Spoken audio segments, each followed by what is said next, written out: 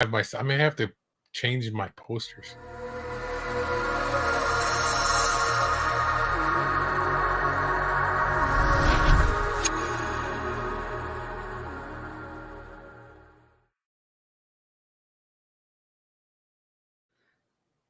Hello, everyone, and welcome back to the Star Wars Stuff Podcast. My name is David. How's it going, guys? It's Retro Ray from Countdown to the Geekcast. And as you heard, Ray has to change his posters. What are you going to change your posters to? Well, I just got so much art, and I just kind of feel weird. Like, each of my rooms has a different type of background. I mean, not background, but artwork hanging up. So, like, in my living room, I've got my wife likes Buffy, so we have, a couple pieces. There's actually one piece that's actually signed by Joss Whedon, the artist who did the Buffy comics. And then I have in my bedroom, I have my Transformer artwork up as well. And then our office, we have more.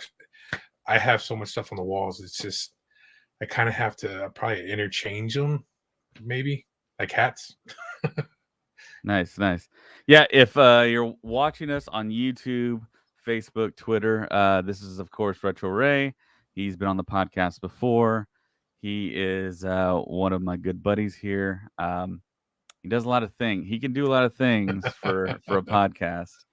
Let's just put it that way. But yeah, we are going to actually be at Corpus Christi Comic-Con on Sunday. So if you're in the Corpus Christi area, you can actually see me and Retro Ray probably walking the show floor, trying to procure maybe an interview or two from 3 people that I know that will be there on Sunday. Will be there Sunday only. There is Dorian Kingi, who is in the suit for Cad Bane in the Book of Boba Fett. Also, Carrie Jones, who was in the Book of Boba Fett as Black Chrysanthemum. And, of course, Emily Swallow, who actually messaged me today and said she will definitely be at Corpus Christi Comic-Con. So we're hopefully going to get to meet these people and may possibly do an interview and do as much good stuff we can for the podcast and get it out to you guys. So, yeah, thank you so much for supporting us. And we have another special guest co-host joining us, Craig 4 via satellite. I love that guy. He's coming on tonight. I think he is here. I think we are being incepted here. Woo! I'm his previous clone, Craig 3. I don't even want to tell you what he did to me. So Craig 4 being here, I'm going to get that guy. So yeah, everyone knows Craig 4. And before we get started, I do want to acknowledge our awesome Patreon support. On the purple tier, we have Chris Simpson, Kevin Leininger, Devin McCaffrey, Drew Peters, Sean Greathouse, Zach Netzel, and Mariana Atia Arnold. On the red tier, take it away, Craig. We got Frederick. We got Mr. Batansis. And we've got Lily Schnetzel from Stein. So close. But I think what Craig was trying to say, on the red tier, we have Fenrir 526, Maya Morris. On the black tier, we have Maka Tautala, Nathan Shank, Evan O'Paker, Liam McCallion, and Texas Vader 76. Thank you so much for all your awesome love and support.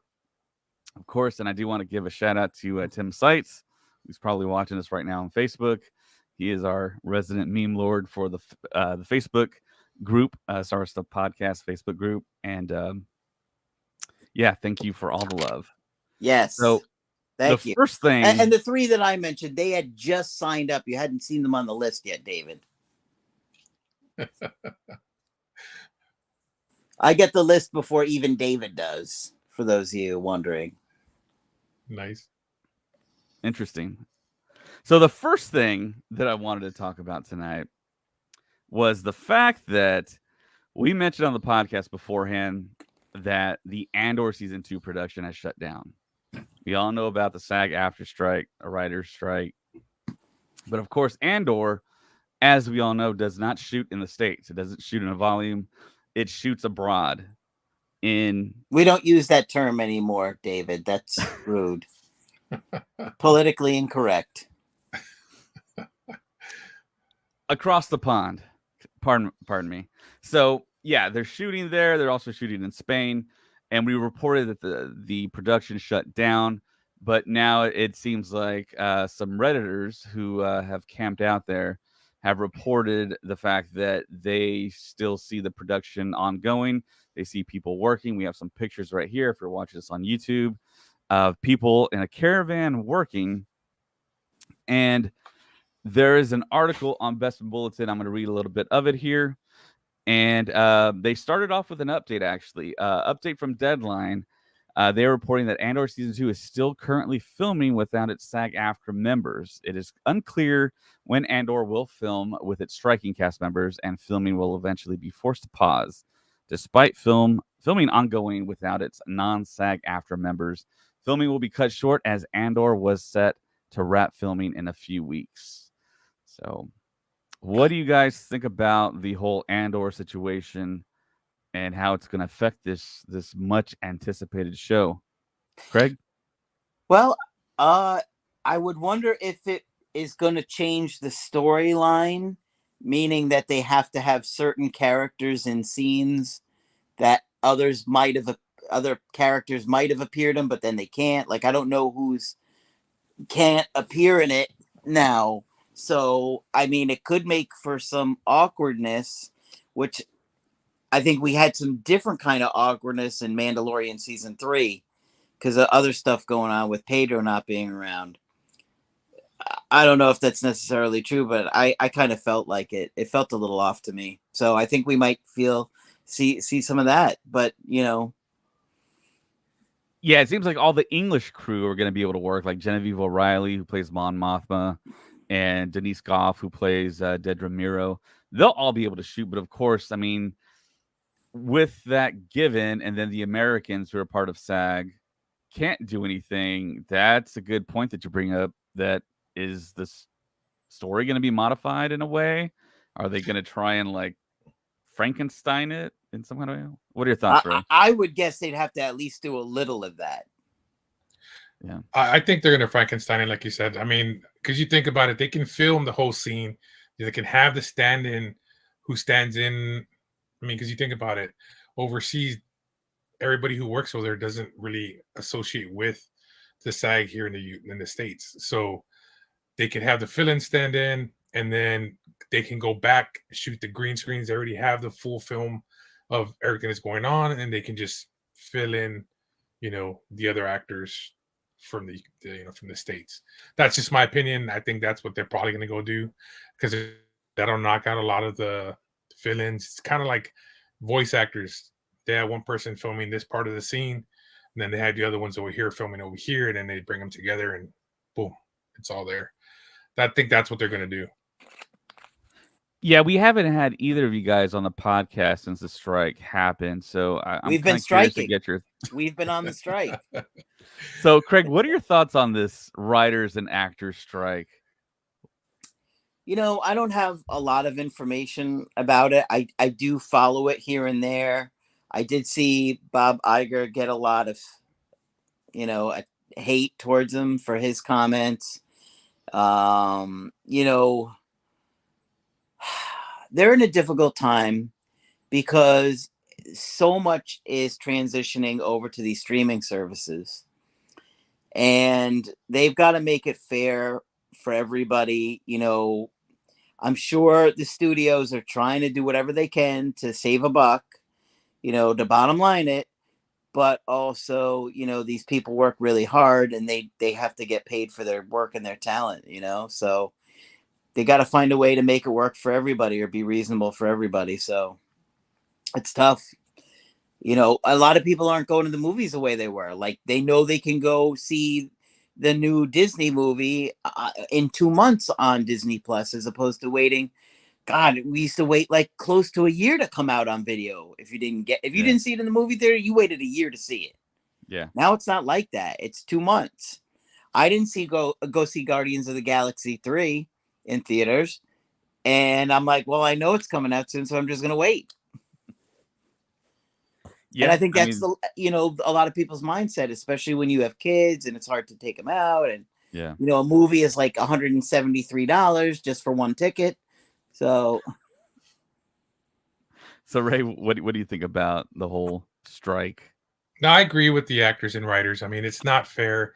It's kind of the same thing that would happen in the, I'm not saying the same thing, but with comic books, when they went digital, they were going to do, they gave you the option, you want to get a digital comic or you want to get a hardcore comic, you know.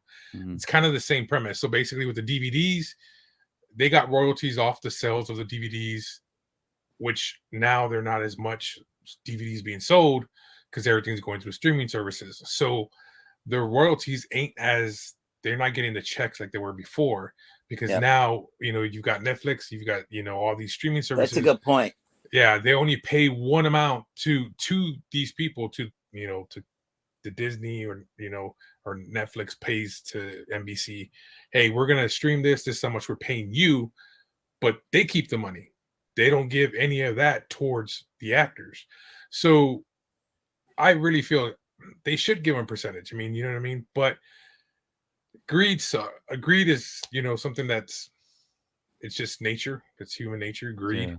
But overall, I think give them a piece. You know what I mean? The big thing with the actors wanting to, they're striking as well, is because you think about it, a lot of upcoming actors start off as background actors, and pretty much, you know, they get paid $150 or for the day for working 16 hours to 18 hours, depending on, you know, what they're filming.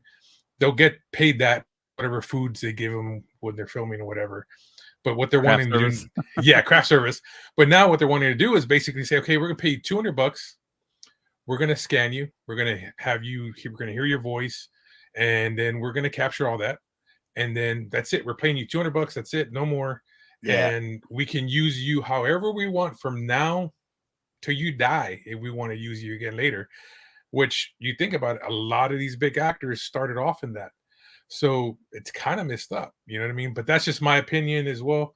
But even same thing with the writers, and artists, what they want to do is, okay, the computer, we're gonna feed this to you, feed this to you, feed this to you. Can you give us something similar Is to that better? Yeah. Okay, sorry. Yeah. So I mean, that's pretty much what it is. I mean, I feel that they should get paid what they need to get paid, what they're worth. And Yeah. you Yeah, know, I think you made a great point that AI is really going to complicate things. yeah. And I think that is really the sticking point. AI. It feels like to me the kind of sub argument and kind of the thing that's under the covers, and not so much under the covers really, is AI. And do the studios think that they have the high ground, so to speak? They have the advantage over the actors, because if the actors just don't act, they could just turn to the technology and be like, okay, well, Chat GPT, create me a script. Okay, AI, build me some actors, and then just put something together, give it to the public, and see what the public thinks, and maybe have that run its course. Right now, it's probably going to be really terrible, but I mean, eventually, Yeah. it's going to get to that point where it's going to be indistinguishable from seeing a live person with a beating heart on screen, as opposed to someone that was maybe just artificially generated, or we get young Cary Grant alongside young Robert De Niro in some type of gangster picture or something. You know, I mean, it's going to get to that point, and right now, I think it is crucial. Whatever deal gets struck, I mean, it's going to have ramifications that maybe go on forever. And But don't these deals usually only last like 5 years or something like that? I mean, how long is this deal for? How long are they trying to? I think the last deal that was struck lasted for a few decades, but the game changed with streaming. That was the big Yeah. thing. You couldn't release a film and then essentially reopen the film by going to home video on VHS, DVD, Blu-ray, 4K video. That's really not happening anymore. So with the streaming stuff, I mean, you have Netflix, HBO Max, Hulu, Netflix. I mean, they don't make the money off of syndication anymore. That's Yeah. how actors were getting their residual checks, and we're being able to cross that threshold of, I think, $26,000 a year to get health insurance. So that's another sticking point. You need to make enough money to get health insurance. Yeah. But then again, I mean, most of these background actors have second jobs. So there's that. And it's like, okay, well, you can get maybe health insurance from there. But then you get into that kind of moral dilemma. And I look at myself in my situation. I mean, I have a pretty good day job, but if I want to do fun stuff, I got to get a second job to fund that fun stuff, you know? Yeah, I think that's you're hitting on the nail on the head. I mean, I'm the same way. You know, you got to have that second job if you want to pay for your toys. You know what I mean?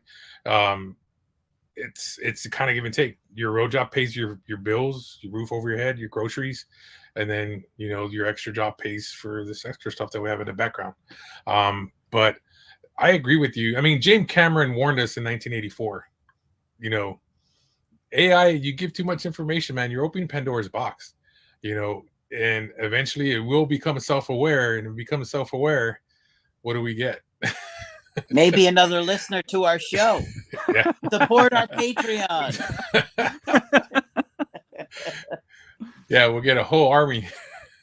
So yeah, Craig is referencing the one person that's watching us right now on YouTube, Facebook, Twitter. It is 10 o'clock, 10 p.m. Sorry, I Central logged Time. in from my computer. Let me log out real quick. Oh, we got a second one. There you go. Woo! That's probably Craig 1 and Craig 2, my AI clones. Your counterparts. So San Diego Comic-Con was this weekend, past weekend. It's over now. And we got a lot of Star Wars stuff from that convention. And the next thing I want to talk about is all the Ahsoka stuff that dropped, all the concept art, the new lightsabers that we're getting. So, Craig, what do you think about all this concept art that we don't usually see until we watch episodes of Disney Plus shows and we see them in the credits? I didn't see too much of the concept art yet. I saw things here and there. I saw like a bunch of the new Hasbro toys and the ghost that they're making for the HASLAB, which we'll talk about in a bit. Yeah, pretty incredible. So but I didn't see a lot of the concept art yet. So I have all the pieces I think they revealed. So the first piece here is I think that one scene where Ahsoka takes her sabers, spins them around her in a circle. She falls through like a temple, and she appears. So that's essentially that shot. This shot is of, I believe it's Ahsoka's ship, and it is inside of a rebellion starship. You can see the X-wings on the side there. Yeah, you can see an A-wing, a couple of A-wings actually, which I hope we get this in the actual show, which I would think we are because they released it at San Diego Comic-Con. And there's this ship here. I believe this is a ship from Rebels, correct? Yeah. Okay. I don't know. This ship actually appeared. I haven't seen Rebels in a while.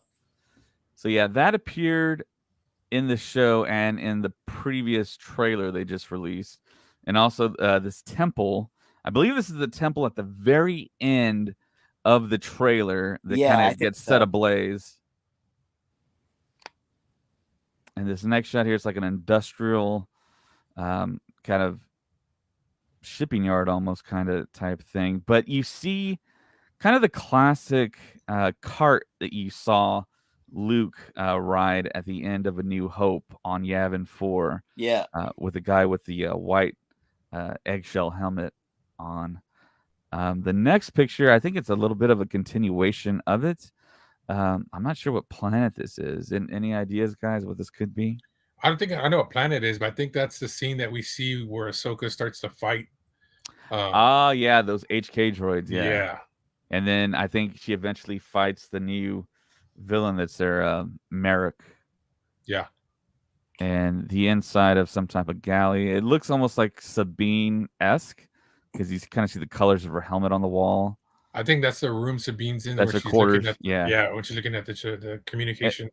And then you see the Loth Cat. I think that's going to be the Baby Yoda of this show. I've heard things like it's a more complicated animatronic, way more complicated than Grogu. And we've seen a couple live action pictures, and they actually had it at San Diego Comic-Con under a glass case. And was there one of those on the show? They didn't have one as a pet, right? No, they kept on showing it. Ezra kept on seeing the those little cats here Yeah, and there. but there wasn't like any particular one that they adopted on the ship. Right? It's been No, No, yeah, no. they were just running around Lethal, right? Yeah. Yeah. And this last image, which kind of harkens back to kind of Tython back in Mando season 2, and that Jedi episode a little bit. so. I mean, I'm hoping this show is good. I'm really excited for it. I love Ahsoka. I love her character. So I just hope they do it right. I would love to see. I think we'll see Anakin. Oh, I know we'll see Anakin. I think we all kind of know that because Hayden Christensen's in the show. We know that. But I mean, it only makes sense to see flashbacks with Obi-Wan, Anakin. I don't think we'll see Padme, but it would be nice if we did. I don't think we'll see Rex, but it would be nice if we did. Yeah. I think we're gonna get a lot of cameos. We thought that from the Obi-Wan show too, and we didn't. Right. I think for whatever reason, if it was budget cuts or actors unavailable or whatever they decided, I think we were going to get a lot. And I think Filoni has kind of taken that in and listened and like, okay, well, the fans want all these characters to show up. And I think Filoni's going to try and deliver on that because I think we are going to get a lot of people. It would be awesome to see Natalie Portman back in there. And she recently just said in an interview that she would be okay to come back to Star Wars. So but she said no one asked her. Okay, she also could be lying. I mean, she could be. She's an actor, Craig. That's true.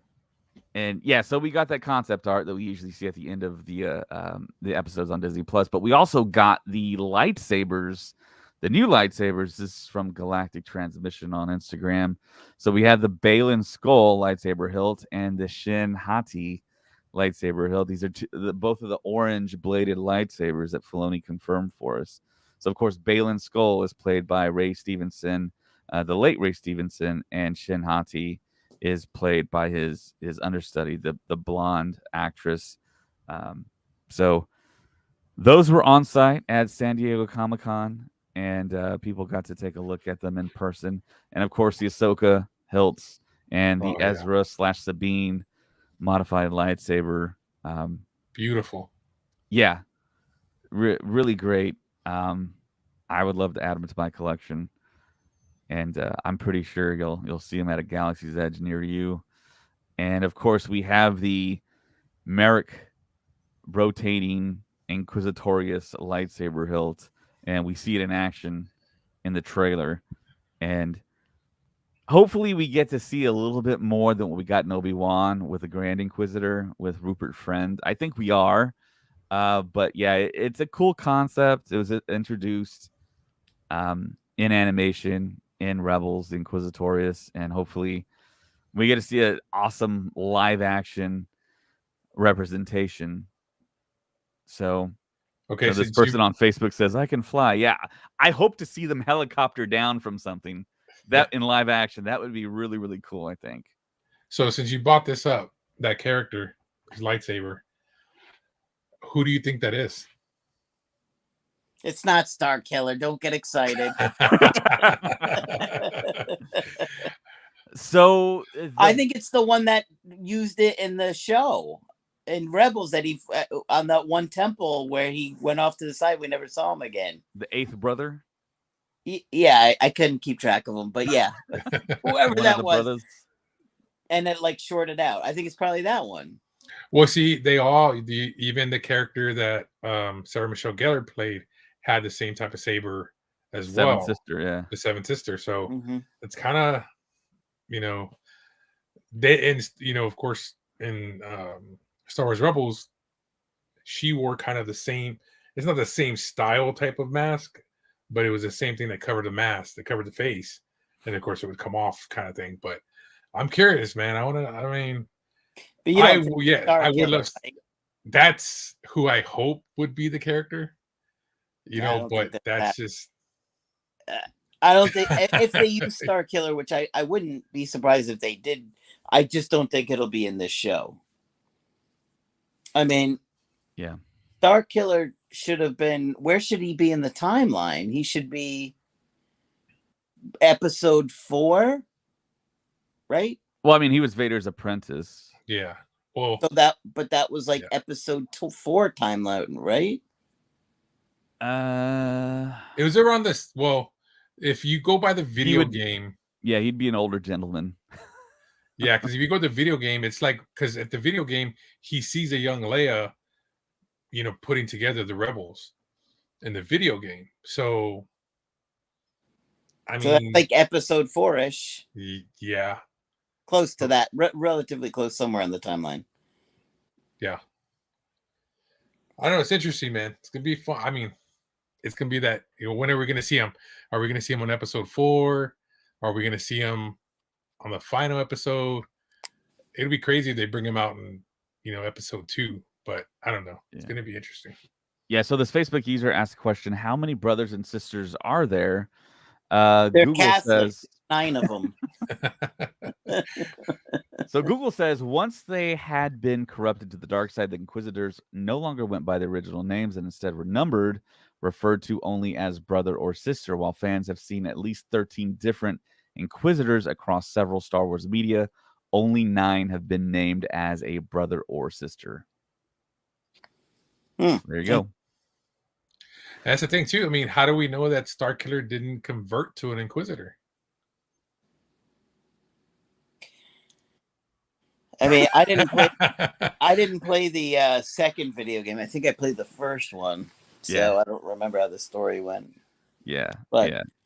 The other big predominant theory is this Merrick guy could be Ezra.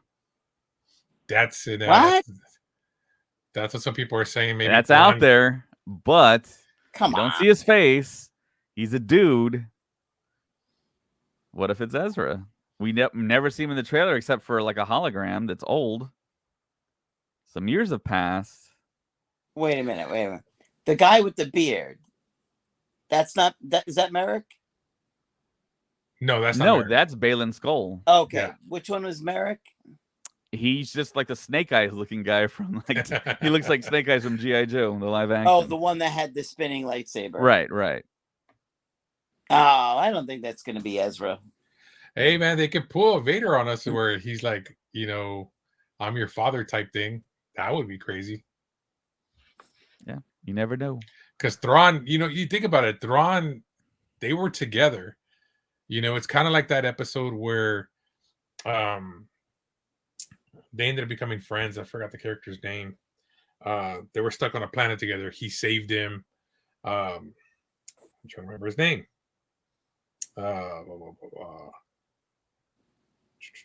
Where is it? Zeb. When Zeb was on the planet with the other character. Dang it, I'm trying to remember his name right now. Oh, Callus Yes, Callus and Zeb. Callus. When they were on that planet together, Yeah. you see how Zeb ended up converting. Well, he was kind of border in between, but how do we know that Thrawn didn't persuade Ezra to the dark side? You know what I mean? It's possible. He was always on the edge. He was always teetering. Yeah, he was right there. Especially Darth Maul was trying to persuade him to come over. Could Thrawn have convinced him to come over? You're giving more thought to that theory, aren't you guys? It's possible. I mean, it's possible. Because yeah, right now everyone's like, no, there's no way that's Ezra, no way. And then you talk it out, you think it through. It's like, well, there's a slight chance, but it would almost be a little cliche in a way. The guy that's not in the trailer that's missing is the actual villain. I don't think Filoni would go that route, but I mean, That's you why never I know. think so. It doesn't feels off. I don't think so. What if it's Mara Jade? That's if they bring her in, that would be so freaking cool. She was an awesome character. Do you guys think we're going to see Luke this series?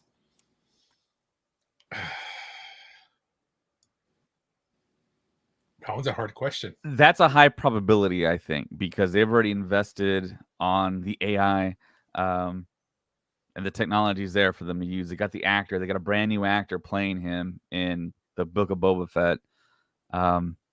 Someone says no on Facebook, but I think there's a high probability. And I think in the movie, there's even a higher probability with the Filoni movie dropping. I think we're getting everyone in that show. But I just feel at this point in time that we are going to get a lot of characters that we love in the Ahsoka show. This is Filoni's baby. Star Wars almost kind of hinges on what happens in the show and the audience reception. So we're all kind of hoping for something that's a landmark show and that's gonna be great. I mean, season 2 of Mando was incredible with all the new characters. It was. I mean, they pulled that off. 3 and Book of Boba Fett were both letdowns, in my opinion. Yeah, I think there were letdowns. I mean, why did we could have had Forlom and Bosk and Zuckuss and all these bounty hunters, and it's like, no, a bunch of kids on the scooters. It was Back to the Future. It was horrible. It was horrible. I mean, honestly, you take them out and make it Zuckuss and Forlom and IG-88 or some cool-looking bounty hunters. The show is 10 times better just switching that alone. That's true. I mean, they could have gone that route too. They look like a boy band. And they're spinning around. They're like Power Rangers. Yep. What is this? Is that Legacy and Nerd commenting? I don't know. It says Facebook terrible. user. So, I mean, there was an explanation why you saw the multicolored bikes in there. It was like some nod to like the 60s in the United Kingdom or London or something. But yeah, I really didn't track too much with a lot of people. Nobody who liked that. I think less people liked that than liked Last Jet, and then they liked Last Jet. I didn't hear anybody say that they liked the bike gang. Well, this is just my opinion. This is how I took the bike gang. I think it was more to explain the characters, how they were modified, and how they were able to kind of explain, of course, what we saw back in Empire Strikes Back, because that's technically when depending on how you see it. Before the new episodes came out, Revenge of the Sith and all that, Empire Strikes Back is the first time that we saw, Luke get his robot arm. Sure. You know what I mean? So technically then later on we see it when Anakin got his, same thing. So here it's kind of giving more of an explanation kind of in Book of Boba Fett, how they were able to keep her alive. Ming's character, Fennec Shand. Fennec Shand. Yeah, go one further. Yeah, they showed Fennec Shand and they had to explain the robo tummy. So. Yeah, but that was just horribly done. Sorry. I think that's what they're trying to explain. That I think that's my opinion. And that maybe you're right. I just think the execution was horrible. I mean, they didn't see any blood. And then 5 minutes later, she's waking up in the sand after a major surgery. Like, what? Yeah. I think that's what it was. Drag her through the sand in the middle of the desert. It's like, what is going on here? Yeah. All right, moving on to the next topic. So I just get too upset.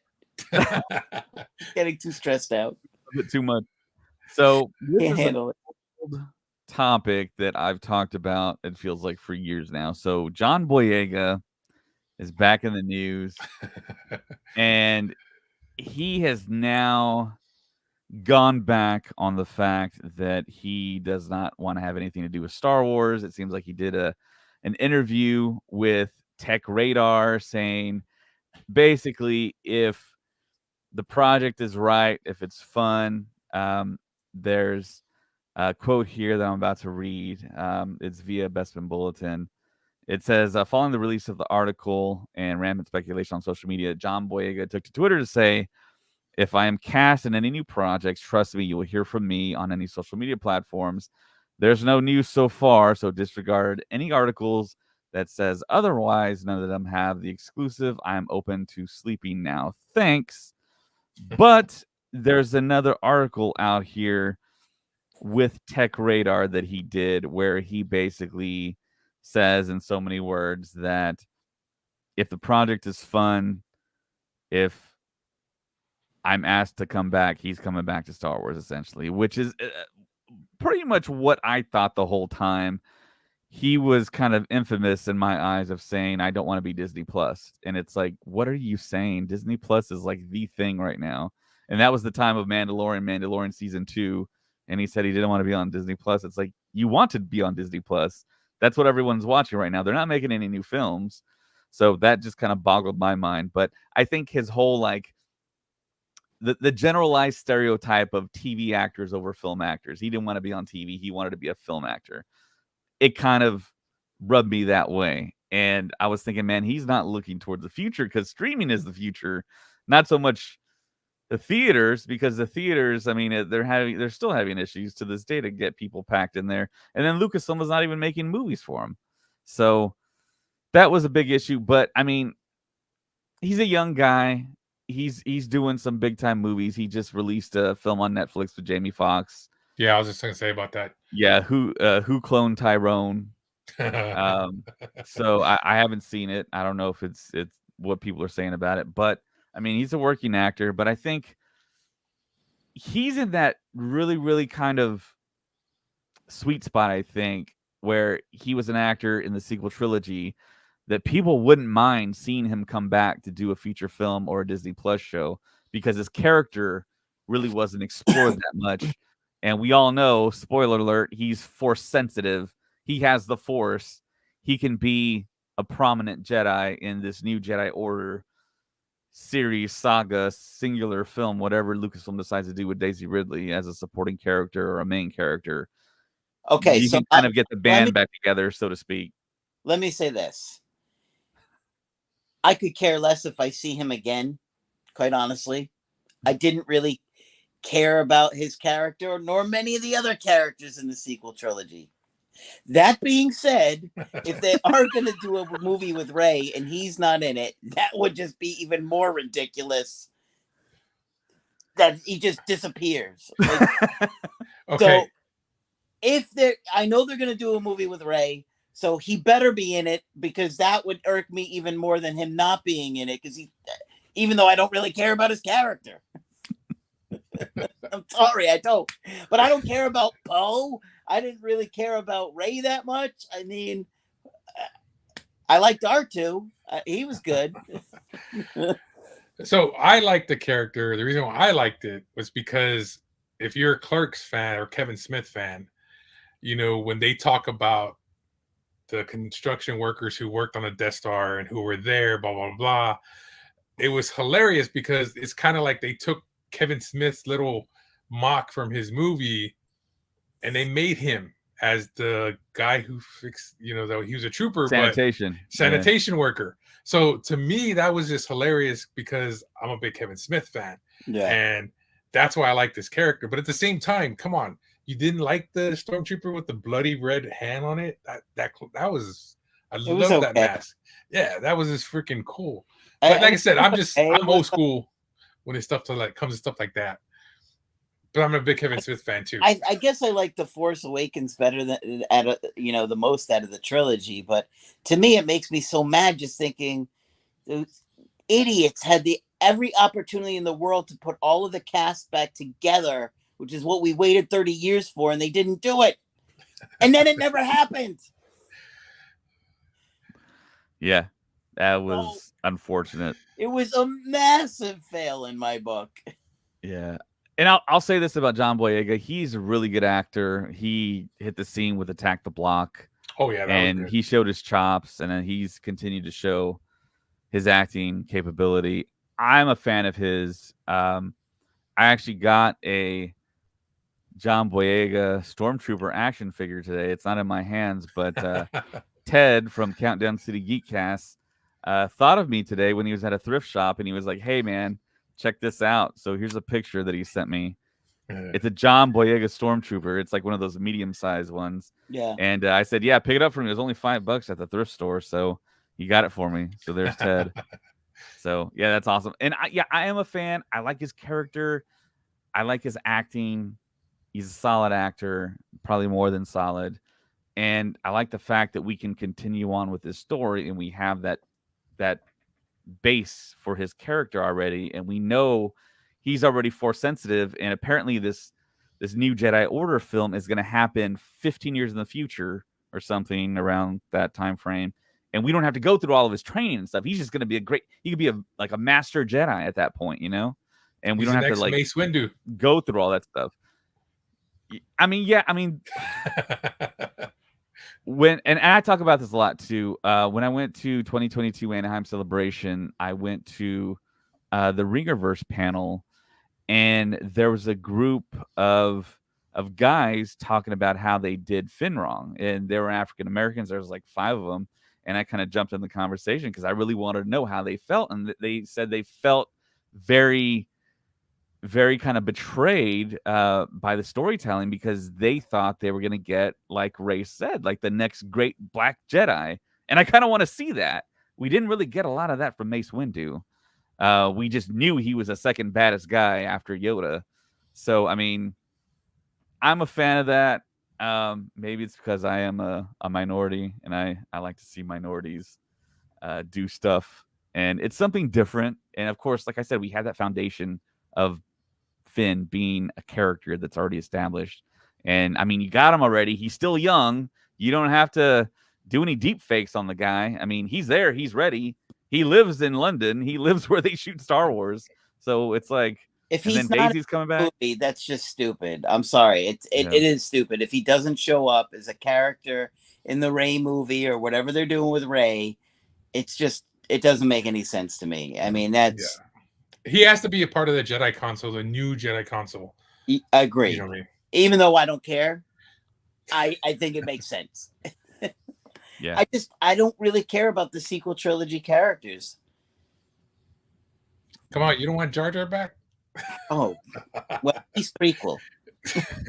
Well, I mean, technically, we don't know what happened to him after. Well, comic-wise, didn't J.J. Abrams say like there's bones in one scene of the movie, and that it was supposed to be Jar Jar Binks or something like that? Yeah, the thing with that is JJ did not like the prequels, and he got so angry when someone put Anakin's pod racing flag in Maz Kanata's castle in that one scene where you see all the flags. He was like, how did that get in there? And it's like, yeah, there's a prequel fan in the CGI art house. So, yeah. But in regards to Jar Jar's kind of conclusion of his story, he appears in the books, in the novels, in the I'm trying to remember. If you're in chat right now, type it out. But trying to remember the name of the guy. He's been kind of exiled from Lucasfilm, but he ends up being, it's a trilogy of books. Aftermath. He ends up being a juggler on like a street corner or something, performing for children, and that's the last we hear of Jar Jar. So yeah, it's kind of weird, and hopefully kind of sad, that's what happens to Ryan Johnson after what he did to Luke's character. He should be a juggler performing for. But I mean, man, I would really love to see a Gungan character be like a badass. Really? That would be kind of cool. Yeah, I mean, that would be kind of interesting. Would that be so cool? I mean, I would want to see a Jedi one. You know what I mean? That would be insane. I mean, come on. I never pictured a Wookiee. Yeah, Chuck Wendig. Thank you. Yeah, we saw, the Wookiees in, Star Wars, Clone Wars and stuff like that. But, getting to see, and these new ones, I hope we see, another Jedi Wookiee part of the New Order. Because I want to see that in Acolyte. Oh, that's what I'm saying. But I want to see it not just there, but I want to see it in the Rey movie as well. You know what I mean? Because that's possible, because Jonas is playing the Acolyte Wookiee, and he's very friendly with the sequel cast. So I mean, it would make sense, and he's there already. I mean, that's where they're shooting in United Kingdom, so it would make sense.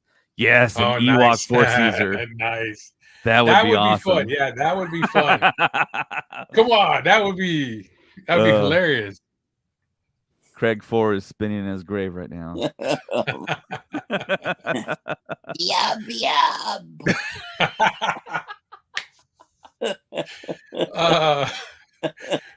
That is hilarious. Yeah. So, yeah, the next story I think we want to talk about here is all the information that we got with Outlaws, the new video game that's going to drop next year, I believe, and all the pictures and stuff. Ray, if you want to handle the Yeah, pictures while I I read. saw some footage of this. It looks really good, but man, I wish it was in VR. I wish I could play one of these games in VR. So, do you have the Apple VR? Are you going to get that, Craig? I have the PlayStation one, and I also okay. have Oculus Quest 2. Nice. Okay. But I would love to see a Star Wars virtual reality game like that, where I could. I mean, that looks incredible. So this Outlaw is supposed to take place when, David? It is between The Empire Strikes Back and Return of the Jedi. Oh, nice. So, yeah, I'm going to read this article off of StarWarsNewsNet.com. It says Star Wars Outlaws details games, planets, characters, exploration, and address popular Kyle Katarn theory. The developer of the Star Wars Outlaws Massive Entertainment hosted a panel at San Diego Comic-Con 2023 where they discuss more about the game's characters, planets, and games exploration. Many of the game's developers also spoke to the media outlets to discuss some of the characters and inspirations and even address a popular fan theory regarding Kyle Katarn. For those who aren't in attendance at San Diego Comic-Con, StarWars.com published an interview with the game's creative director, Julian Garrity, discussing some of the game's many elements. A 6-minute behind-the-scene featurette with Massive Entertainment was also made available online on YouTube. Alongside this, news outlets such as IGN and Screen Rant were able to provide some other details that were given inside the panel, as well as interview some of the developers. One of the details given was about some of the crime syndicates that players will interact with. Senior creative executive Matt Martin, Craig's old friend, says in the behind-the-scenes video that there are some new syndicates never seen before. Matt Martin says we will see some really cool syndicates, Craig, both from existing lore and newly created for the game. After saying this, the video displays new artwork of Kay standing face-to-face with Jabba in his palace. And while this isn't a direct quote from the developers, IGN did state that during the panel, it was mentioned that players will be spending some time in Jabba's palace, running missions for him, and even betraying him. We'll also be spending a lot of time in Jabba's palace, says the director. It sounds like running missions for the Hutt himself and navigating the criminal underworld he's at the center of. And yes, it's possible not to just work for Jabba, but also to betray him, which of course has its own set of consequences. One of the new crime families. Let's go. Yeah. One of the new crime families the players will be encountering is a group called the AHSOKA clan. They are based on the planet Kijimi from Craig's favorite Star Wars film, Rise of Skywalker. The snowy planet shown in the Rise of Skywalker, and creative director Julian had this to say about them when speaking to StarWars.com. The AHSOKA clan is a clan that we created in close collaboration with Lucasfilm Games. They're based on Kijimi, which we saw in the Rise of Skywalker. It's a faction that we really designed around the idea of the very hierarchical society that's based on honor, tradition, and history. Their visuals are very much inspired by insects. And they propose a gameplay challenge for the player in terms of NPCs that are really contrasted to everybody else. So that's not just in combat, but it's also in stealth. There's a lot of things that they manage to fill out for us to be able to have a very different experience for players compared to some of the other syndicates that you'll meet, like the Hutts or the Pikes. Also, there is a new moon that was crafted, and this is very interesting. It's called Toshara, and it has some type of connection to Tatooine, which was also created for the game. Toshara is a new planet developed specifically for the game, and that is inspired by biomes in East Africa. Narrative director David Kavari had this to say about the Toshara planet with IGN. It's a new moon that we crafted together with Lucasfilm Games. It's inspired by Eastern Africa savanna. We took this approach where you would have a thriving, bustling underworld capital city, but also wide open plains that you can just hop in your speeder and take off down. Massive Entertainment also elaborated on one of the planet's more unique locations called Mirogana. Mirogana is a city that has been built within a suspended rock and that's slowly been carved away by the constant winds of the planet. K-Speeder looks to be a vital part in getting around Toshara. When asked by IGN if players will be able to change the appearance of the speeder, creative director Julian said that there will be some personalization in it.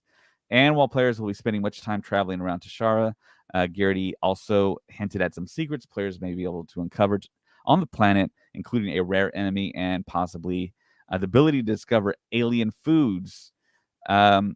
Quote, there are a couple of surprises I don't want to spoil. There's a particular predator on Toshara that is mind-blowingly cool. So if you have a fear of frogs, this might not be the game for you. It's okay. It's very rare. The second thing is that the food is incredibly important to the world of Star Wars.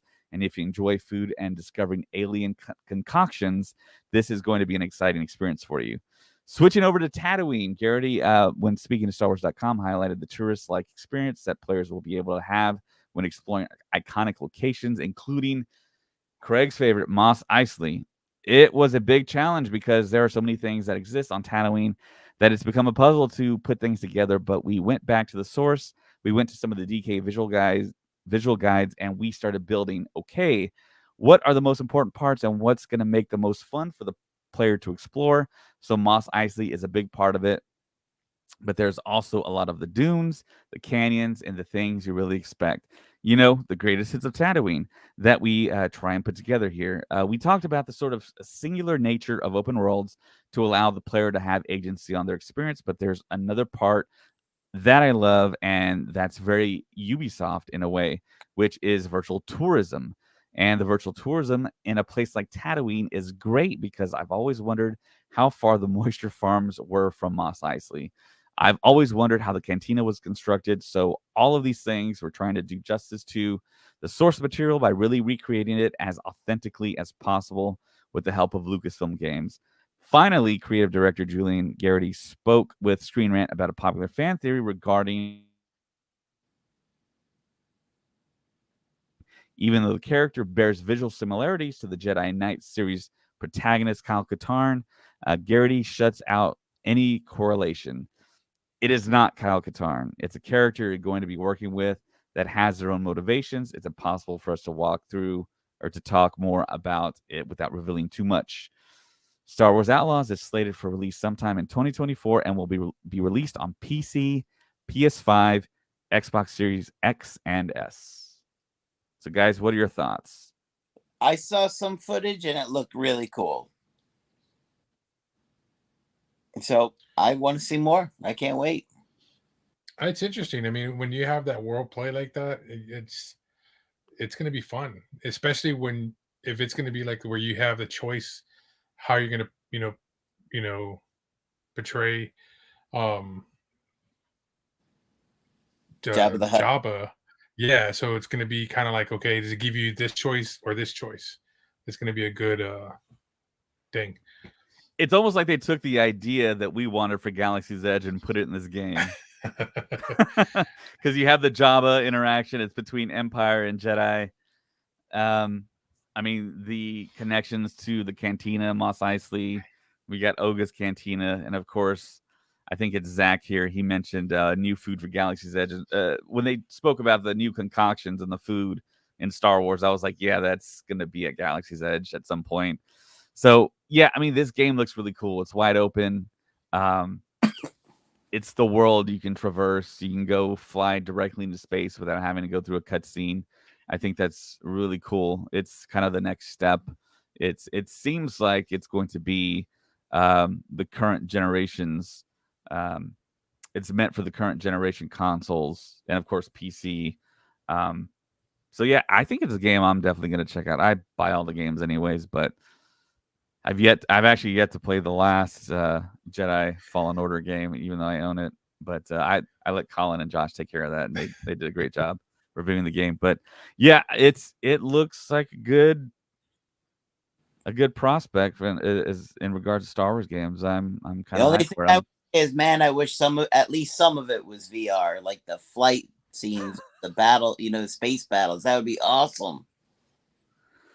Yeah, in regards to VR, I think you're the only person that I talk to that really loves the VR aspect of the games.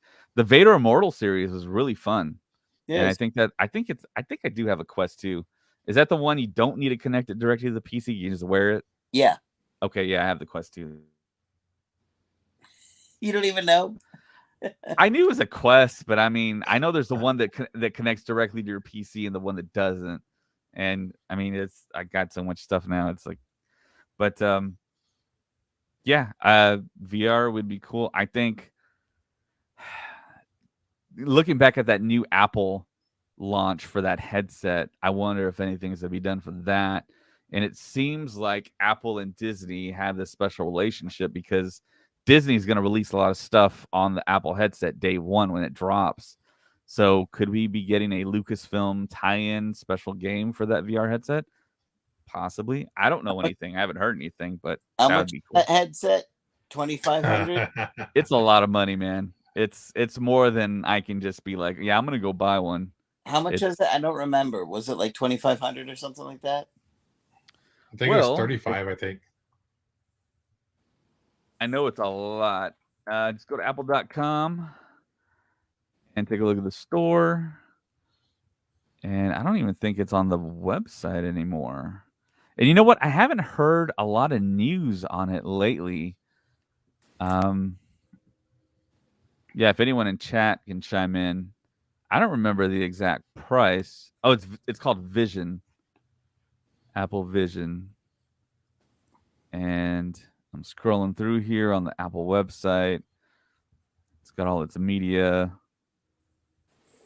And I do not see a price anywhere, which is always a bad sign. But it looks super cool. It's the first gen. I usually try and stay away from the first gen of any product that Apple releases.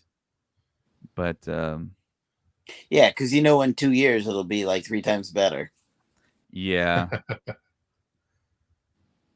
Yeah, I have no idea what the price is. If you want to Google that, go ahead. But yeah, that's the Outlaws news in that article, most of it, I think. And I'm hyped for it. I like the way it looked visually. It looked pretty cool. I can't wait to see. Yeah, for sure. When does it come out? Sometime next year. We're not quite sure yet. Okay. So the next big story was all the toy drops at San Diego Comic-Con 2023. And there's a big article on Star Wars Newsnet about it, and a lot of cool Black Series, and of course the HASLAB, which I'll talk about at the very end. So if you're looking at the video right now of us, that is a picture of the Black Series pre-Vizsla toy that they're finally making. And on day one, they announced, and I'll probably just share my screen here and we can kind of look at all the pictures. But yeah, they dropped a lot of stuff, and it's probably stuff that I'm going to end up buying. So right there, you can see the 3 pictures. You can remove the helmet from pre-Vizsla, and that's essentially Jon Favreau's initial character in Star Wars. So the screen's right here if you're watching it. It says Star Wars fans and collectors can imagine scenes from Star Wars Galaxy with the premium 6-inch Star Wars The Black Series pre-Vizsla figure inspired by the character's appearance in Star Wars The Clone Wars. Pre-Vizsla was governor of Concordia, a moon of Mandalore during the Clone Wars. Behind closed doors, he led Death Watch, a secret group of commandos seeking control of Mandalore. Fans and collectors can display this fully articulated figure featuring premium detail on multiple points of articulation in their collection. And it's only $24.99, which ain't bad. If you can get your hands on it. Yeah, if you go... Yeah, you probably pre-order on Hasbro. I haven't even looked, but it's Hasbro.com. Yep.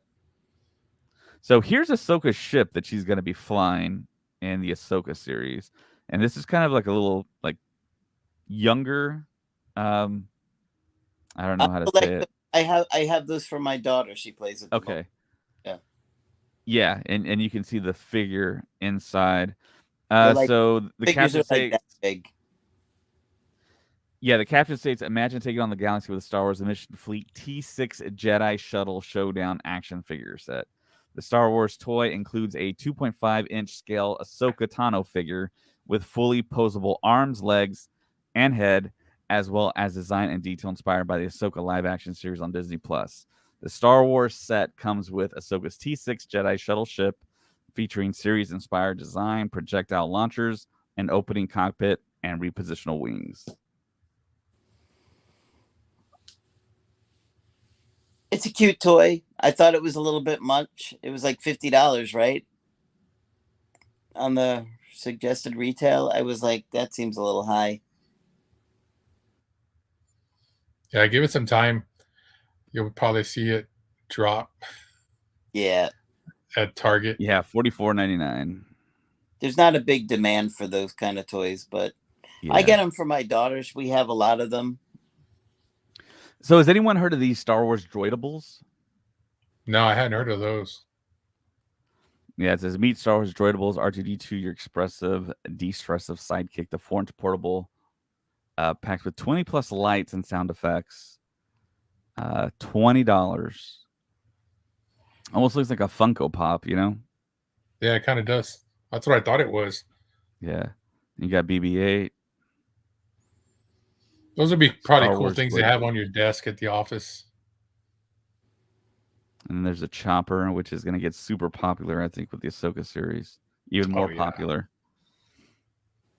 And then, of course, the next HASLAB announcement, the ghosts from Star Wars Rebels. And there's a lot of detail in this. The price tag is $4.99, but this just isn't a regular toy. It is a toy, but it's a massive toy. The width of it is 28 inches. The length is 34.5, and the height of this toy is a foot and an inch tall. Wow. So it is the biggest HASLAB ship that they've ever created. So the way that HASLAB works, if you're not familiar, which you probably are, Hasbro has a program where they will present to the public a project, in this case, the Ghost. If there's enough backers, people that will buy and commit money to purchasing this whatever item they have, they will go ahead and make it. But there is a stretch goal for this one. It's 8,000 backers. I believe right now they're about 7,400 at the time of this podcast. Yeah. So it's almost there. It's gonna hit it because this is a very popular. Yeah, I mean they got still 48 days left to do it too. Yeah, this is one of the most requested. Come out yet? Yeah. Once the show hits and they do great stuff with the Ghost live action, it's gonna sell like gangbusters. But I'm pretty sure it's gonna hit all the stretch goals. So I'll just read the caption here so you can kind of get your head wrapped around it a little bit. Star Wars fans, now's your chance to join the Ghost crew with this one-of-a-kind HASLAB vehicle inspired by the highly anticipated Star Wars Ahsoka series streaming on Disney+. Become the newest member of the Ghost crew and help fund this ship for departure. Destination your collection. The Ghost is not just any ship. It's been highly requested by you, the fans, not just for the intricate design, but for everything it represents, the beginnings of the Rebel Alliance, the power of resilience and found family, and maintaining hope against all odds. We're thrilled to bring you the Ghost as it appears in the upcoming Ahsoka series and the chance to celebrate characters you know and love. This is the largest ship we've built since Jabba's sail barge, the one I regret not buying.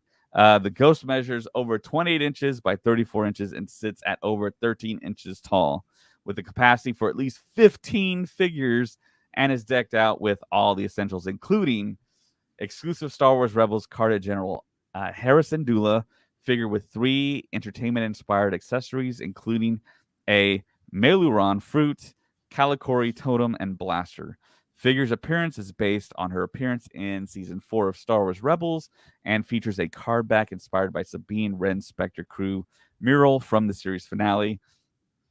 The Phantom 2, the ship's shuttle that can be snapped in and out of place for short-range adventures, features exclusive removable mini bust of Chopper that can be popped in and out behind the cockpit exterior, opening front ramp, removable landing gear, multiple removable panels for interior access and play, nose turret with removable canopy and seating for one, signature 360-degree dorsal laser cannon turret, docking bay for the Phantom 2, main cockpit with seating for 4, crew quarters with bunk beds, the captain's quarters with a single bed, and gallery and lounge with seating, game table, and dining table. What do you think about that, guys? I think it's awesome. Yeah. I will say there are 2 things that I would wish they were doing with it. Number 1, I don't know why they're just giving the Chopper head. That seems like stupid. Just put the whole thing in there. It's Chopper. He should come with the ship. Number 2, Lights and sounds. Why doesn't it have lights and sounds like the big Millennium Falcon did? True. Yeah, probably because it would jack up the price. Falcon right here. Nice. Nice. I think it needs some new batteries. Yeah, I think price. They want to keep the price as low as possible. But come on, dude. What are you talking about? It's $500. Yeah, I know it could be a whole lot more. It's a huge toy. The thing's massive. Yeah, but how much was when this big Falcon came out? It was like $150. Yeah, but that was a long time ago. A long time ago. The price of plastic is way more now, Craig. I don't know. I just think that for $4.99, it should have some lights and sounds. It should at least have a freaking chopper body. And then not only that, I mean, where's gas was not 58 cents. I'm talking about the big Millennium Falcon, not the one from 1977. Yeah, that's true. This came out at like what, 2012 or something like that? Yeah. My former boss actually had one, and he brought it to work, and it was massive. And he's like, I got it at a flea market or a garage sale or something for like nothing. And I'm like, man, I wish I could have one of those finds. But yeah, I think it's a cool ship. It's going to get funded. There's multiple stretch goals. How am I supposed to fight? You've taken your first step into a larger world. Batteries are still working, boys. Yeah. So here are... I'm going to get the Ghost for sure. I just would, if they had... I just don't understand why they got to, they can't just give you the chopper. You know what I mean? Like, you're giving... What are we just getting the head that fits in the little shuttle? I don't understand. Yeah, like the old, prequel ships where you pull out the astromech and it's just like the dome really and the shoulders. That, to me, this is just my opinion. That's the difference between the Star Wars team and the G.I. Joe team. The G.I. Joe team would have given you the whole thing and extras. But the Hasbro team, the Star Wars team, I just feel like somebody, I won't name names, I suspect very greedy. And that's what I think that's about. Yeah. Okay. Because if you look what they give you with like the HASLAB Hiss or the Air Striker or even what's the most recent one? The Dragonfly, right? You get in all these, with the Hiss, it's like the Driver, Cobra Commander, and like 2 or 3 other characters. And that was for $250, I think. Yeah. I mean, and then even the Dragonfly, it's going to come with like 4 or 5 characters. I think 4. But even the Dragonfly comes with a display stand as well. Yeah, that's what I'm saying. And all these things that make it look like it's shooting rockets and it looks like they're firing and stuff like that. And so that's only $250. So it just seems when it comes to Star Wars, it's like, oh, we're giving you this premium line, and then you're not really getting premium stuff. So, I mean, there was one thing. What was it that something came out recently that I was just thinking, like, how are you charging an extra $10 for that? It was supposed to be premium, and it was like an extra 1 or 2 little things. I'm like, come on, $10. Give me a break. Yeah. So that's just the difference for me when I see the G.I. Joe stuff and what they're putting out there and Star Wars. Yeah. Well, you also forgot one other thing too. Where's Sabine? She's not part of the crew. She's right here. I'm about to share that. But she's going to come in. Oh, look. Yeah, here's the one. Here's $10 extra for, it comes with what? What extra does it come with? I can't see it, David. So it says right there up at the top. It's real small, but I'll read it. In addition to the amazing base offering, we're also excited to share several incredible unlocked tiers tied to the Ghosts. After all, it just wouldn't be the same without some of the crew members you've come to love. With each funding goal we hit, you'll get another chance to recreate more and more iconic moments with the characters from Star Wars Rebels. Oh, okay. Tier number 1, threshold 11,000 backers, Ezra Bridger. Tier 2, 14,000 backers, Kanan Jarrus. Tier 3, Zeb Aurelios. And yeah, I mean those are pretty cool. I mean, you get Ezra here with a white Lothcat. You get his helmet and his sabers, of course. And you also get Kanan. You could switch the head off to where he's blinded with the short hair. Zeb, as mentioned. And that's the card back that Hera comes in.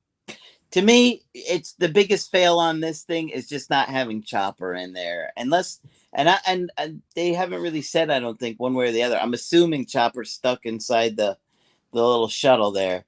But really, I don't understand why they don't just give you Chopper too. Yeah, I agree. They're getting you for $500. You know what I mean? Yeah, it's, and that's the thing too. Like, okay, so the card has the mural in the background of the card. Why not also give the mural artwork as well to go with it? You know what I mean? That would have That been would cool. be nice to display behind the ship or something like that, where you can frame it or something and hang it up. I would think that would be cool to add in there. I agree with it. That would have been cool. Yeah. But that's something you would see the G.I. Joe team do and not the Star Wars. So in other toy drops, you have the Black Series. Or didn't get backed. No Ula, no Moolah. The Black Series Ahsoka Tano Force FX Elite electronic lightsaber. Pretty cool looking lightsaber. But are they going to make the 2 unique sabers that Ahsoka carries? That's a big question, I think. I don't think they are. Because she has 2 very distinct lightsabers she carries in the show. This seems like this is the longer one of the 2. And there's a shorter one she carries. And it's $250. $250 just for one? Yeah. Oof. I think. Yeah, it just says quickly here, Star Wars Saga with premium Ahsoka. Yeah, it says lightsaber, singular. Yep, it's just one saber. Was this the same ones they sold at the Disney parks that were exclusive, that came in the case and everything? And there was only like so many made? No, I believe there's a difference. That's different. That's different. Yeah. Yeah, I have some of those. The Disney ones, and I have some of the Black Series ones. Yeah, gotcha. And we have some Sabine figures, the vintage collection. She's going to become a pretty big. Okay, so how this figure is like an extra $10, and it comes with what, a Lothcat? That's what I'm paying an extra $10 for. That's what I'm saying. What is the retail on this one? It is a total of almost $30. They're charging $30 for that? Yeah, it's a 3.75 inch scale. I'm aware. It's a vintage. My wall behind me. Well, I mean, you do have the 6-inch figures. I just wanted to make that distinction for anyone listening or watching. But okay, so they're $16.99 for the vintage collection. Okay, so what is so special about this figure that it has to be charged double the price? I only see a little plastic cat that probably doesn't even move. I'm not quite sure. That's what I'm telling you guys is like. It's because it's the vintage. It says I think that's what we're paying for, the vintage. The name vintage. The vintage collection, like all those figures behind me are vintage collection. Yeah. But they're trying to get an extra $14 just to get that little cat thing. Duck cat, whatever the heck it is. A Lothcat. I know, but a cat, but it's got duck feet. Look at the feet. I thought it had like crow feet because the toes aren't webbed. Aren't they? No, they're not. Really? and the legs are really thin. Had pictures of it at San Diego Comic-Con. Yeah. Can you pull it up? It looks webbed here because it's like a tiny toy, but they're not webbed. But not the ones I've seen. I mean, to charge $30 for that, I mean, come on. Yeah. So here we have the Star Wars: The Black Series Ahsoka Tano, which looks really good. And the retail here, Craig, is actually cheaper. It's $24.99. If you could figure that. And this is more realistic, not getting the more loft cat, that's articulation. why. Comes with 2 sabers. Or at least they both they're both extended, not only one saber. Yeah. And then you have the Harrison Dula, also $24.99. It's a Black Series figure, and I guess they did the screens or the face scan. It doesn't quite look like Mary Elizabeth Winstead. Doesn't have the likeness as much as some of these figures do, but that looks like her character from the Ahsoka trailer. Mm-hmm. And here's a vintage figure.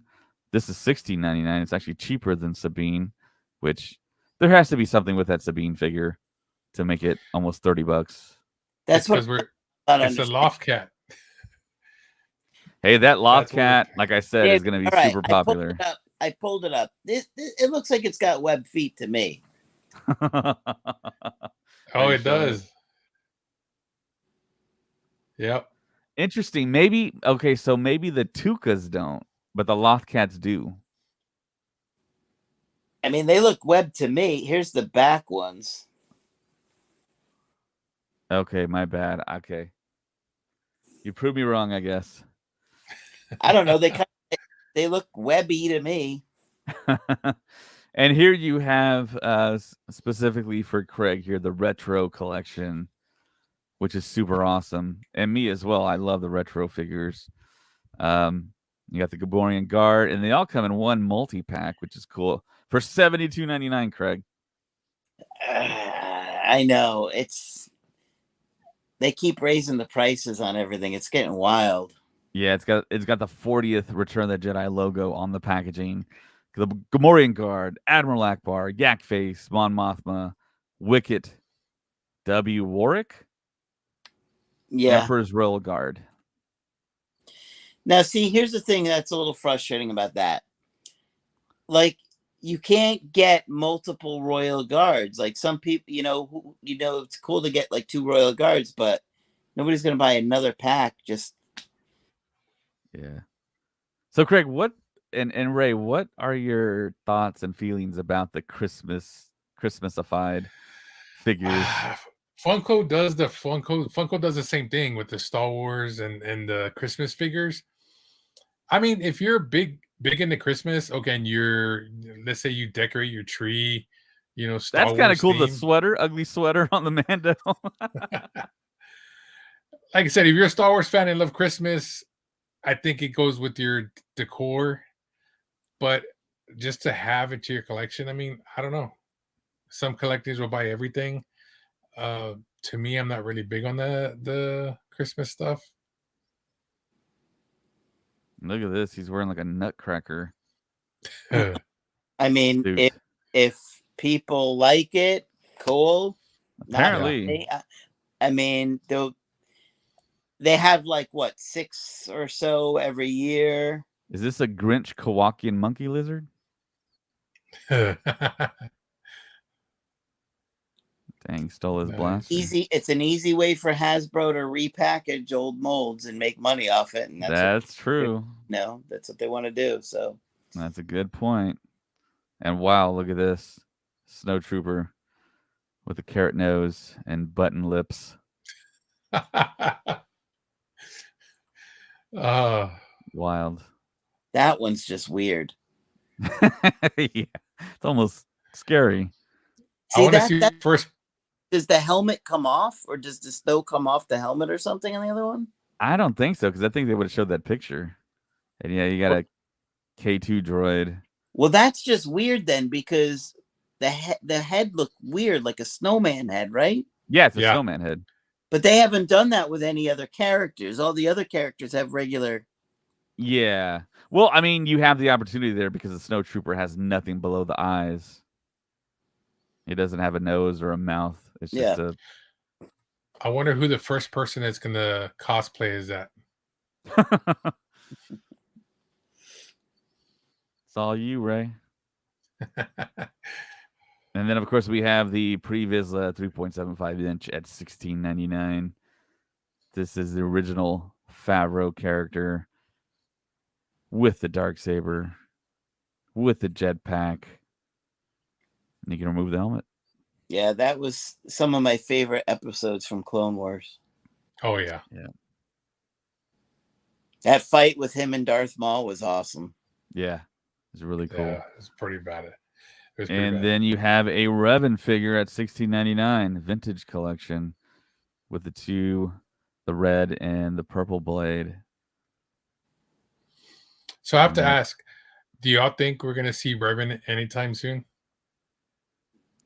Revan, I think he's on the horizon. We saw that big roadmap at London Celebration, and they are acknowledging the Old Republic era. So hopefully we do get something. And that old rumor that Keanu Reeves was going to play him, I like that rumor. That'd be cool to see him play.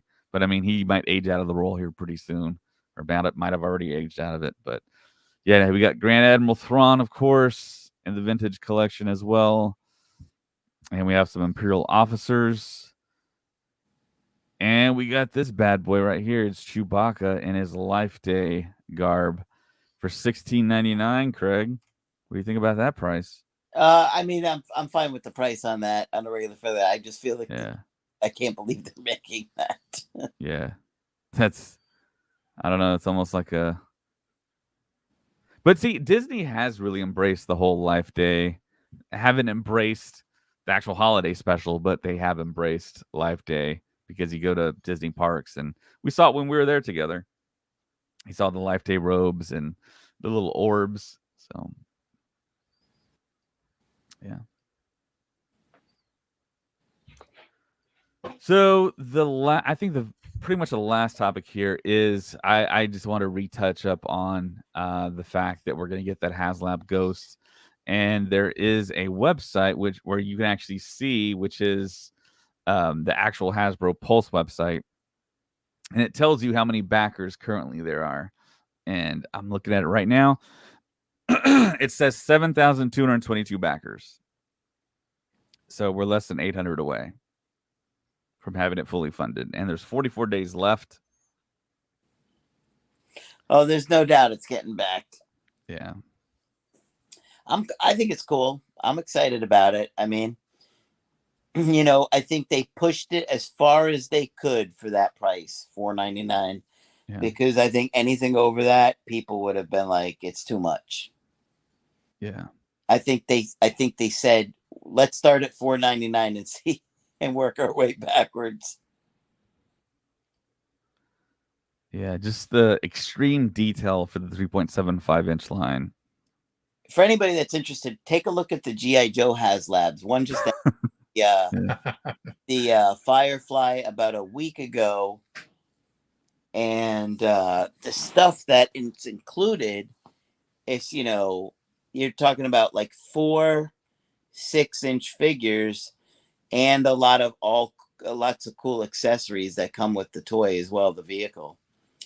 And they did that with this other product, the HISS tank, so for me, the G.I. Joe line is really giving you a lot of extras. No, and the HISS tank was lights, awesome. and there's lights and sounds with the HISS tank. I can't remember if there is with the Dragonfly.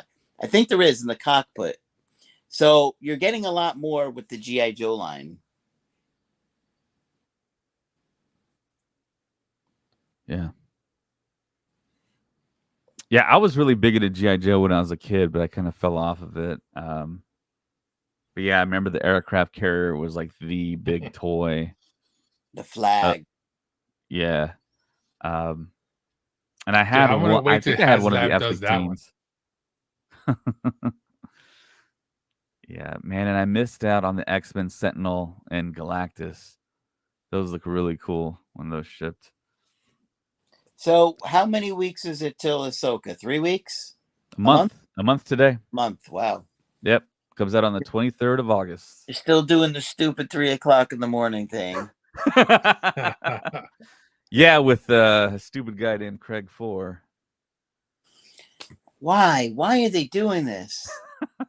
Why are they doing it to us? Why are they going to make us stay Who up else does and that? sleep Is 2 anybody hours? doing that? Can't they just release it at like 8 o'clock at night so people can watch it? Oh, that'd be wonderful, Craig. This is ridiculous. Yeah. Yep. I agree. I totally agree. But yeah, like Craig said, we're going to be Or that midnight. podcast. 3 a.m. is brutal. And the first night, Craig, is a 2-episode premiere. So get your vacation time put in now, Craig. Oh, man. You too, Ray, if you want to join us, because we're going to do a pre-show and a post-show and talk about all the Ahsoka goodness when it drops a month from today. I just want to see one great scene with Luke and Ahsoka.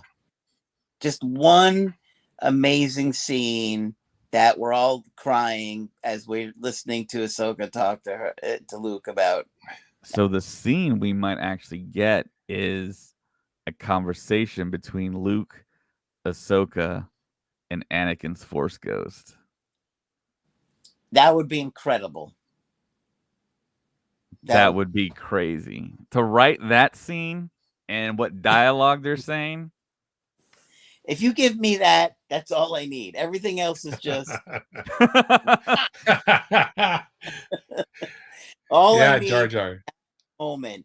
Or, well, I don't want to say anything because of the rumors, but or the rumor that I heard that I'm sure you know, David. You probably know too, Ray. Yeah. Oh, that rumor. Okay. Yeah. Okay. But I think this one would be cool, what this person said. With Jar Jar. That would be funny. Yeah, so that is pretty much it for the podcast. Oh, one other thing before we go. I went to Dollar Tree with my wife, and we were looking around at stuff, and they had some Star Wars stuff, and I came across these 2 figures right here for $5 at Dollar Tree, and I decided to pull the trigger and buy them. So I have them right here. Nice. Do you play with them in the bathroom? Well, I just got them, Craig. I haven't done anything. But yeah, you twist the head. Yeah, they're pretty decent for $5 from Dollar Tree. Uh-huh. So, yeah, for the kids. So, for the all this stuff's for the kids. So, and also the other thing too, this weekend at the theater, I know it's very, very like tangentially connected to Star Wars, but of course, one of our favorite composers, Ludwig Göransson, has a film out called Oppenheimer. And of course, that was there was a big phenomenon this weekend of people going to see Barbie and Oppenheimer, calling it Barbenheimer, and watching both films simultaneously. And from all of that, all these memes were created, and it was the biggest box office weekend since Endgame. Wow. This weekend. So yeah, this Barbie crush Oppenheimer though. Probably, but I mean, Barbie's, I think, is Barbie PG-13 and Oppenheimer's R, so I think that had something to do with it. And then runtime was like 3 hours opposed to like 2 hours or something. But this is one of the memes that was created, so I wanted to share that. Oppenheimer. Yeah. It's weird. Okay.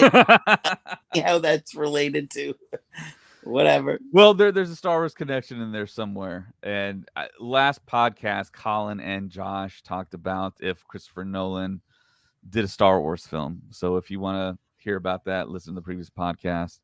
But yeah, that's all we have for today's podcast. And I'd like to thank my special guest co-host here, Retro Ray, Craig 4. Is there anywhere you want to tell the people that they can find you on social media or anywhere else? No, you can find me in Target looking at Star Wars. Just Uh, kidding. I order everything online now. You can find Craig Force scrolling and surfing the internet on Sideshow Collectibles, putting 3 in his cart. One He for has- David, one for Ray. he has that table set up outside with a bag of chips and Gatorade for the Amazon Prime delivery driver. That guy hates. It's like, I hate this guy. Every day bringing boxes to his house. What the hell are in these boxes anyway? This man hasn't left the house in 10 years. Little does he know he's delivering toys every day. Oh, that's too funny. Sadly, All right, Ray. we're not far from the truth on this. Sadly, believe it or not, this is really an accurate portrayal of my daily life. All right, Ray, is there a place people can find you? If you want to go to the Eisenhower Flea Market here in San Antonio, Texas, go to Rural Retro. You can find me there on the weekends if I'm not, out at conventions. We got a lot of cool stuff. We always pick up old collections, stuff like that from Star Wars, Star Trek, vinyl records, DVDs, and stuff like that. You can find me there. If not, on Countdown to the Geekcast, doing interviews with comic book writers, artists, actors, a little bit of everything.